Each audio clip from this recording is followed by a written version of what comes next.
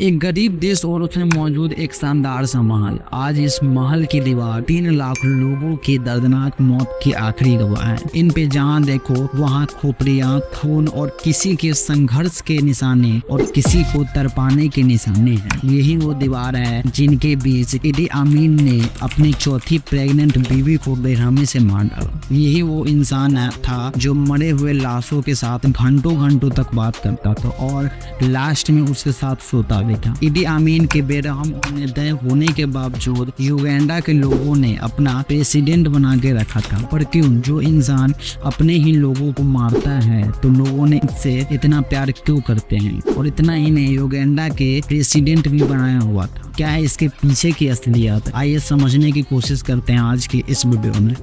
मैं एक मुद्दा को आसान भाषा में समझाने का कोशिश करता हूँ। अगर आप लोगों को मेरा काम अच्छा लगता है तो प्लीज सब्सक्राइब करें।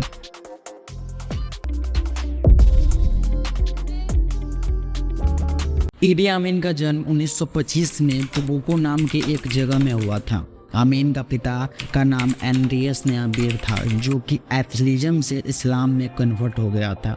उसने अपना नाम आमीन दादा ने रख लिया। तब इसका पहला बेटा ने जन्मा तो न्याबीर ने इसे इडी आमीन नाम दिया।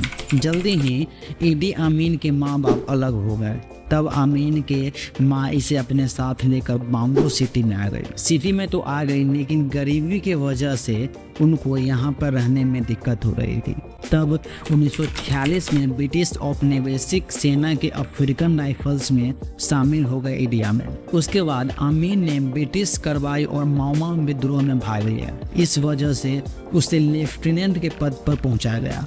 उसके बाद फिर 1962 में जब युगांडा को यूनाइटेड किंगडम से आज़ादी मिली तो मेजर के पद तक पहुंचे और उसी के साथ 1965 में युगांडा सेना के कमांडर बना दिया गया। उसके बाद इडी आमीन ने वर्ष 1971 में मिल्टन ओबोटे को हटाकर सत्ता हासिल की थी। उसके बाद इडी आमीन ने अपना दबदबा बनाने की कोशिश की। 4 अगस्त 1972 को इडी आमीन ने अचानक एक फरमान दिया कि सारे एशियाई फौरन युगांडा छोड़कर चले जाएं। उसका कहना था कि उससे अल्लाह ने सपने में कहा है कि वह युगांडा से सभी एशियाइयों को बाहर निकाल दे। लेकिन क्या इडी आमीन को सपना आया था कि वो झूठ बोल रहा है? वो तो वे जाने, लेकिन इडी आमीन को डर लगता था कि एशियाइयों से उनको लगता था कि युगांडा में एशियाइयों का दबदबा हो सकता है, इसलिए वे सभी एशियाइयों को युगांडा से बाहर करते। दरअसल इडी आमीन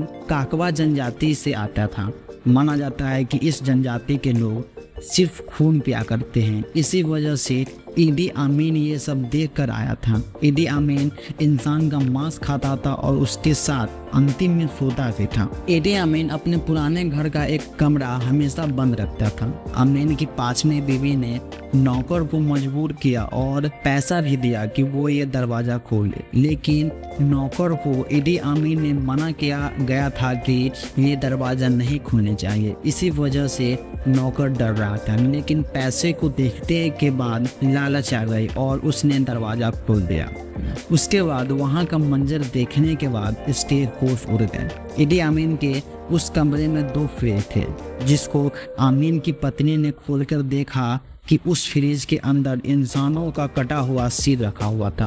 अब आपके मन में एक बात आती है कि इतने क्रूरता और अपने ही लोगों को मारता है तो लोगों ने इससे इतना प्यार क्यों करते हैं? क्योंकि जो लीडर अपने ही जनता के साथ ये करता है तो जनता ने इसे लीडर क्यों चुना हुआ था? तो देखिए पहली बात ये कि ये सब जो इडी आमीन कर रहा था इसके बारे में कोई नहीं जानता था, क्योंकि ये सब राज के रूप में कर रहा था।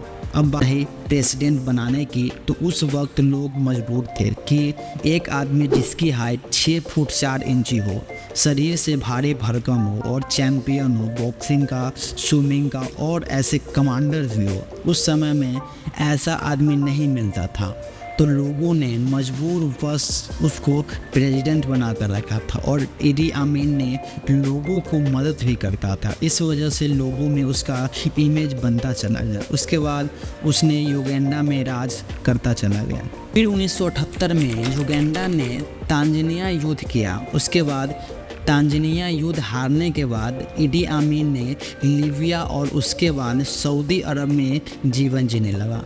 उसके बाद 16 अगस्त 2003 को उसकी मृत्यु हो गई सऊदी अरबिया में। सो फ्रेंड्स, ये थी कहानी युगांडा के सबसे क्रूर लीडर इडी आमीन की। अब मैं आपसे पूछना चाहूँगा कि कुछ लोगों के लिए इडी आमीन एक अच्छा इंसान था, फरिश्ता था, और कुछ लोगों के लिए एक क्रूर डिक्टेटर था। अब आप लोगों को क्या लगता है यहाँ पर? आप हमें कमेंट करके बताएं। फिर मिलते हैं नेक्स्ट वीडियो में, तब तक के लिए बहुत बहुत धन्यवाद।